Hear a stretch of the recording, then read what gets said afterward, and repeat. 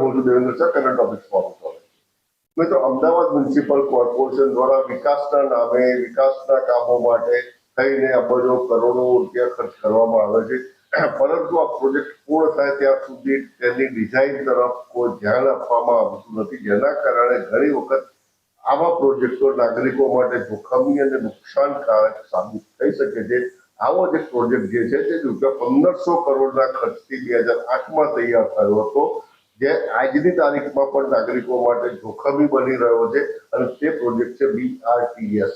તો હું BRTSમાં BRTS કોરિડોરમાં થતા ફેટલ એક્સિડન્ટની વાત નથી કરતો, સામાન્ય અકસ્માતની પણ વાત નથી કરતો કે ફેટલ અકસ્માતની પણ વાત નથી કરતો, પરંતુ BRTS કોરિડોરમાં જે બસ શેલ્ટર્સ બનાવવામાં આવે છે તેની ડિઝાઇન માટે વાત કરી રહ્યો છું। જો આ ડિઝાઇનમાં શું ખામી છે પહેલા તે દ્રષ્ટિપાત કરી જુઓ। મિત્રો, અમદાવાદમાં જનમાર્ગની જે ડિઝાઇન છે તે આ મુજબ છે, જેમાં રોડની મધ્યમાં કોરિડોર બનાવવામાં આવ્યો છે અને કોરિડોરમાં વચ્ચે બસ શેલ્ટર્સ બનાવવામાં આવ્યું છે। દાખલા તરીકે જોઈએ કે આ એક 80 ફૂટનો રોડ છે, તો એમાં એક તરફ 5 ફૂટની ફૂટપાથ છોડી દેવામાં આવે છે, પછી 30 ફૂટનો રોડ રહે છે, બીજી તરફ પણ 5 ફૂટની ફૂટપાથ છોડીને 30 ફૂટનો રોડ રહે છે, અને વચ્ચે 20 ફૂટનો કોરિડોર બનાવવામાં આવ્યો છે, જેની મધ્યમાં બસ શેલ્ટર્સ બનાવવામાં આવ્યું છે।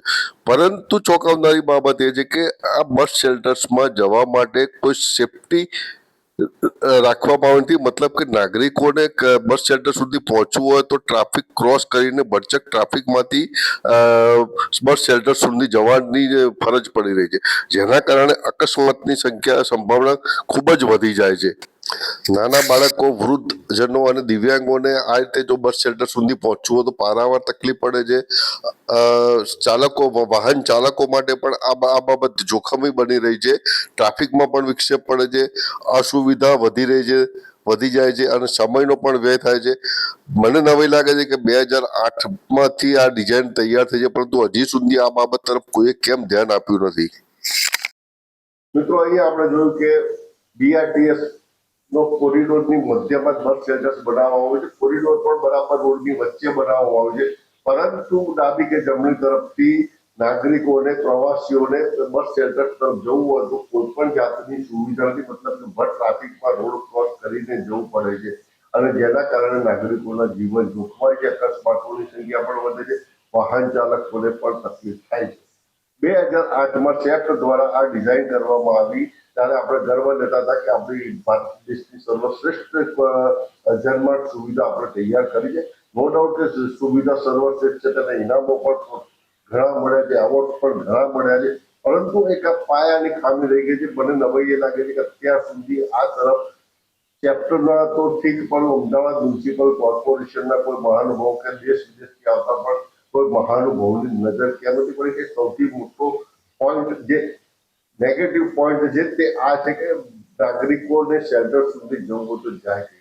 તેવી જ રીતે આ BRTSના કોરિડોરમાં થોડા અંતરે અમુક જગ્યાએ તો થોડા 200 મીટરના 300 મીટરના અંતરે કટ આપવામાં આવ્યા છે, અને તેમાં પણ જો તમે જમણી તરફ ટર્ન મારવો હોય, રાઈટ ટર્ન મારવો તો બિલકુલ બ્લાઇન્ડ છે। બ્લાઇન્ડનો મતલબ કે પાછળથી બસ આવતી હોય, તમે ટર્ન મારો, તમને ધ્યાન નથી રહેતું કે બસ આવી રહી છે। બીજી વસ્તુ એ પણ છે કે BRTSના ડ્રાઈવરો, જે બસ ચાલકો છે, એમ જ સમજે છે કે કોરિડોર તેમના માટે બનાવવામાં આવે છે, જેથી તેઓ તેમની ઈચ્છા મુજબ તેમાં બસ હંકારી શકે છે, જેના કારણે આવા નાના કટ પર પણ નાગરિકોની જિંદગી જોખમમાં મૂકી શકે છે। ખરેખર BRTSની ડિઝાઇન કેવી હોવી જોઈએ અને તેનામાં પણ સુરક્ષાના કયા પગલાં લેવા જોઈએ તે તરફ પણ આપણું ધ્યાન દોરવા માંગુ છું। કદાચ કોઈ નિષ્ણાત, કોઈ બુદ્ધિશાળી વ્યક્તિને આ વસ્તુ મગજમાં બેસે અને કંઈક ફેરફાર થાય તો હજારો નાગરિકોની જિંદગી બચી શકે છે।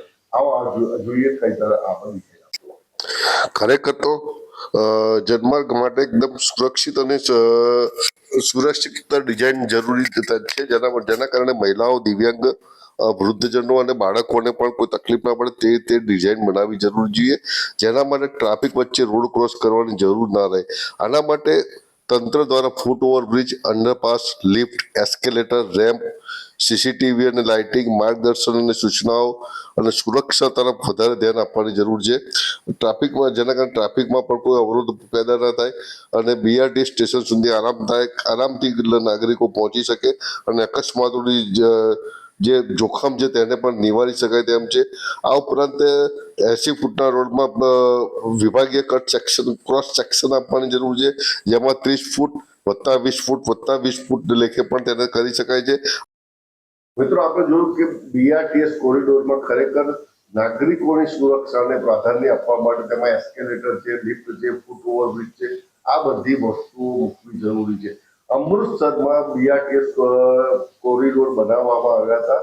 લગભગ 2019 થી 2023 ડિસેમ્બર સુધી એક બીઆરટીએસ ચાલી તેને પણ અનેક એવોર્ડ રાષ્ટ્રીય કક્ષાના એવોર્ડ મળ્યા હતા. પરંતુ તેમાં ફેટલ અકસ્માતોની સંખ્યા વધવાના કારણે ડિસેમ્બર 2023 થી ત્યાં જનમાર્ગ બંધ કરવામાં આવે છે.